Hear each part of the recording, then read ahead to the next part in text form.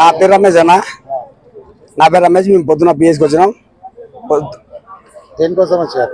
పొద్దున కేజీ పెట్టికి వచ్చినాం. కేజీ పెట్టి ఆలు పెట్టిరు. మేము మాట్లాడినాం. మేము పోయినాము. ఎవరు పెట్టినారు? ఆ పిల్లలు పెట్టిరు. దేనికోసం?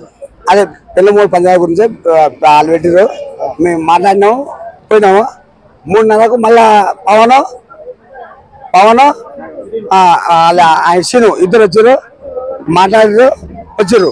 మళ్ళీ మేము గణేష్ కాడ పూజ చేస్తున్నాము. మాకు 8-10 నిమిషాలకు మాకు కాల్ వచ్చింది. ఇట్లా సంగతి పొడిచిరని కాల్ వచ్చింది. ఎవరికి పొడిచినారు? మహేష్కు. మహేష్ మా తమ్మిని. మహేష్ ఎక్కడ ఉంటాడు? ఇక్కడనే ఉంటాడు. తమ్ముడా? మా చిన్నమ్మకు కట్టి ఉంటాయి 30 సంవత్సరాలు. సీను అంటే పవన్ చెప్తే సీను ఓడిచిండు. పవన్ చెప్తే సీను ఓడిచిండు. మంచిగా తీసుకో. సీను బాగుమరిది. పవన్ కంసీర్ కార్పొరేటర్ టిఆర్ఎస్. పవన్ చెప్తే సీను ఓడిచిండు. మేము పోయినాం ఇంటికాడికి. సార్ గత కొన్ని రోజులు భార్య భర్తల మధ్యలో కలహాలు నడుస్తున్నాయి. గత కొన్ని రోజుల నుంచి ఇంట్లో సంసారం అన్నప్పుడు ప్రతి ఒక్కరికి సంసారం ఉంటది. కొన్ని రోజుల నుంచి ఇంట్లో వాళ్ళదేదో వాళ్ళది నడుస్తుంది. నడిచినంత మాత్రాన వాళ్ళ భార్య భర్తల మధ్యన ఇప్పుడు పొడిచిన అబ్బాయి సీను అనేటోడు సొంతం నాకు బొమ్మది అవుతాడు. మహేష్ సొంతం నా బొమ్మడిది. నా బొమ్మడి దాని మీద పెట్టుకోను బయట వాళ్ళని అబద్ధం కాదు, ఏదైనా వాస్తవం ఉండాలి. కాకపోతే ఏంటంటే గాయపడిన ఆయన మా బొమ్మడిది. గాయపడిన ఆయన మా బొమ్మడిది. గత కొన్ని రోజుల నుంచి వాళ్ళ ఇంట్లో సంసారం పరంగా కొన్ని సమస్యలు అవుతున్నాయి. వీళ్ళు అమ్మ నాన్న అన్న తమ్ముడు వీళ్ళు ఉంటారు కదా, చిన్నదానికి పెద్ద చేసి వాళ్ళిద్దరి మధ్యలో చిచ్చులు పెట్టి వీడు కాకపోతే ఇంకోడు అనే లెక్కలో వాళ్ళని విడదీస్తున్నారు.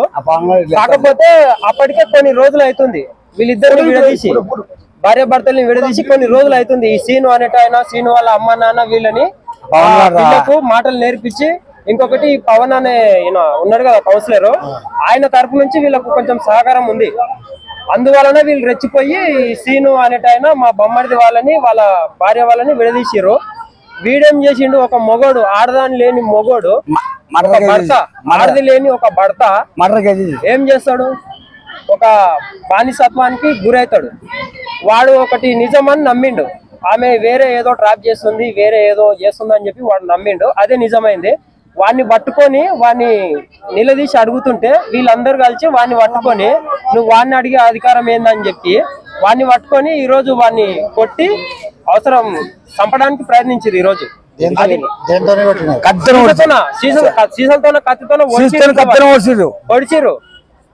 పొడిచి వాడిని ఇంత దారుణానికి గురి తీసిరు వాళ్ళు. ఇప్పుడు అదేందని చెప్పి అడగనికి పోతే ఆడ ఎవరు లేరు. కంప్లైంట్ ఇచ్చారు. ఇక్కడే మన ఎవరికి, సీను అనేటోని మా బొమ్మరిది వాళ్ళ బావగానికి సీను అనేటోనికి పవన్ అన్న సపోర్ట్ ఉన్నాడు. ఆయన సపోర్ట్ తోన వీడేంది ఏమైనా గానీ ఏడికైనా సరే మేము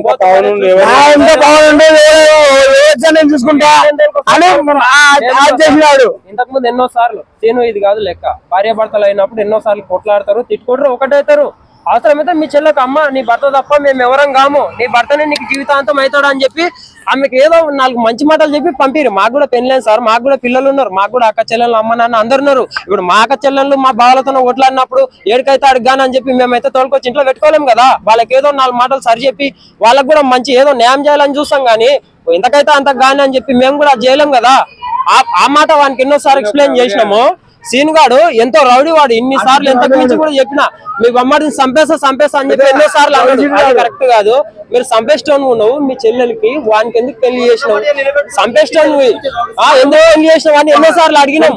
అడిగితే కూడా నేను ఏదో చేస్తా అన్నాడు. మేమేం అనుకున్నాం, అరే చేస్తానోడు ఎవడు చేయడు, చంపుతానోడు చంపడని మేము గిట్లా అనుకున్నాం. కానీ వాడు నిజంగా ఇట్లా చేస్తాడని చెప్పి మాత్రం మేమైతే ఎక్స్పెక్ట్ చేయలేదు.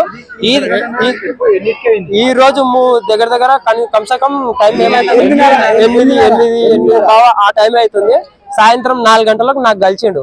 బావాకి ఇది సంగతి అని చెప్పి నాకు చెప్పిండు. అరే ఏం కాదు నువ్వైతే సబ్జెక్ట్ ఇంటికి పోయి అన్నం తిని పండుగ అని చెప్పి ఉస్మాన్ ఏమో ఎడుతూ తీసుకుపోయారు. ఇది మాత్రం కరెక్ట్ కాదు. భార్య భర్తలు కొట్లాడినంత మాత్రాన ఎవడో రాజకీయ నాయకుడు ఎన్నుకోండి ఏడుకైతే అది కాను. ఇప్పుడు వాని పిల్లల పిల్లలాగం అయితే ఎవడన్నా ఏలుకుంటాడా? మొదలు చెప్పినాడు ఏలుకోమని 5 మంది అంత దొంగతనం ఏం చేసిండు? ఎవరైనా చంపేసిండా? వాడు ఎవరైనా చంపేసిండా? ఏమైనా దొంగతనం చేసిండా? ఎవరైనా దోసుకొని వచ్చిండా? లేకపోతే ఎవరింట్లో కన్నా పోయి వాళ్ళ అమ్మలని వాళ్ళ అక్క చెల్లెలని ఇట్లా గుంజుకొని వచ్చి ఏమైనా చేసిండా? అట్లా గిట్లా చేయనందుకు ఇట్లా అని ఇబ్బంది పెడుతురా? పొడిచి సంపాదించినంత అవసరమే.